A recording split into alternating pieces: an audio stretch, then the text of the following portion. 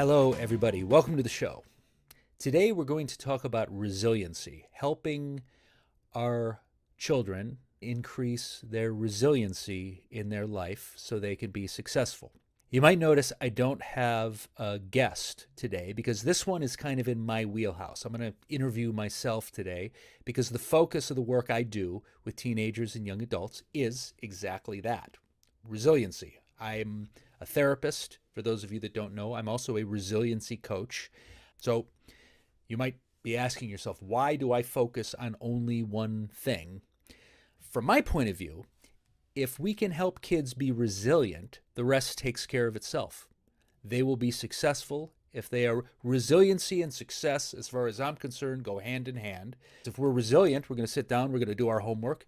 Even if we feel a little panic, even if we feel nervous, we're going to breathe into it and complete our homework. If we're not resilient, we're going to get scared and just get on a screen and avoid it and procrastinate. And if you are a parent, I'm sure you know what I'm talking about. And so as far as I'm concerned, again, it's all about resiliency, and that's my specialty. As a therapist, I feel like if we find our specialty, we try our best to become an expert at something, we're going to do good work. Of course, I'm not the therapist or the resiliency coach for everybody, but this is my passion, and this is my interest.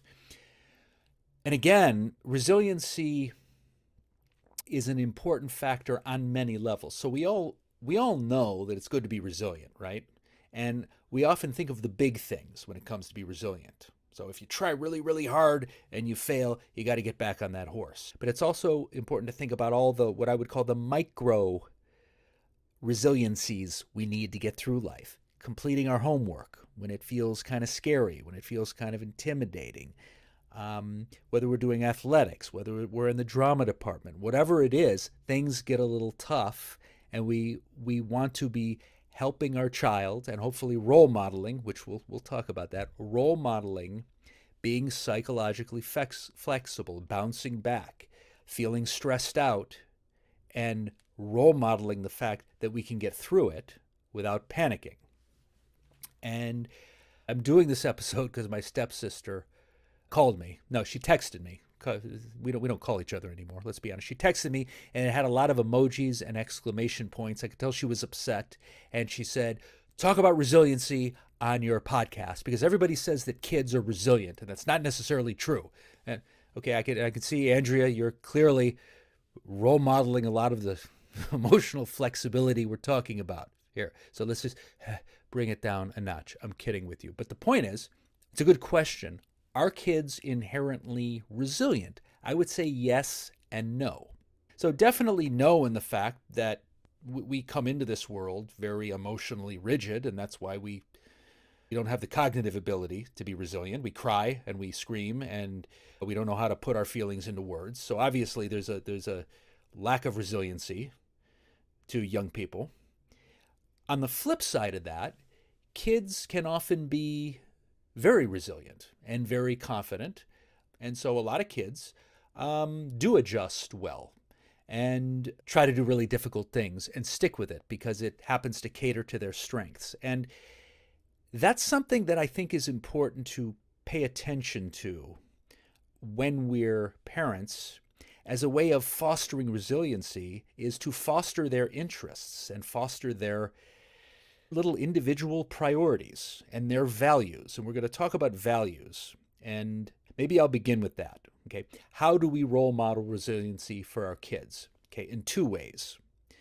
The first way is not so obvious. The second way is obvious. The first one, I'm going to start with the not so obvious, which is to role model and encourage them to follow their own values. Values work has become very popular in mental health. And basically the theory is if we are following our values or our true selves, we are going to be in less distress because we're going to be comfortable and we're going to be doing things that cater to our strengths. Whereas if we're stuck in a mold that doesn't fit us, there's just going to be distress attached to that. It's going to become our norm, and it's going to make our nervous system up here when it should be down here. Because again, it's going to be hard to be resilient and bounce back when we're doing things that aren't right for us, aren't true for us. So let's take an extreme example. If I say to my son, hey, you're playing football, and my son says, no, I want to do cosplay and costume, which is true. No, I want to be a costume maker. Boys don't costume make.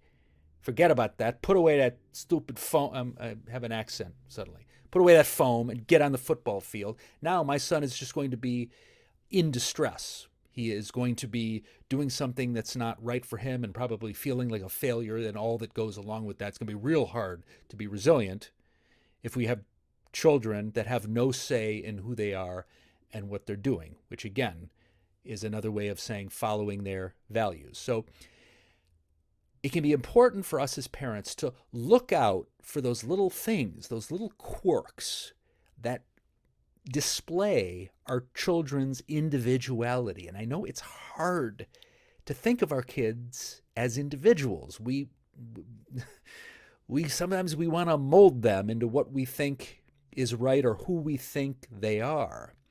But I'll tell you what I believe the gold is, what we really want to notice in our kids, those things that they're doing where you're like, what is with this kid? He's drawing all the time. That's all he wants to do. What's with this kid? This kid is watching, he's watching late night television, and he's watching the comedian and then imitating him and doing his routine. He can't get off the basketball court. He loves science. He this, he that. Where does it come from? Strengths aren't always something we have to kill ourselves for. Strengths are something that often comes natural to us. So when we kind of follow those little inner priorities, we're going to be in a position to be successful because we're comfortable. We're comfortable in our skin. And sometimes as parents, we devalue those things because maybe they seem like a distraction or they seem weird and they seem like, well, that's fine, but you should be doing this. Or maybe it happens to be on a screen and we conflate that with just social media. Get off your phone. Maybe it's something important and meaningful. So we want to try to keep an eye out for that because, again, our kids are their own people. And they are going to be resilient if they are following a path that's meaningful to them.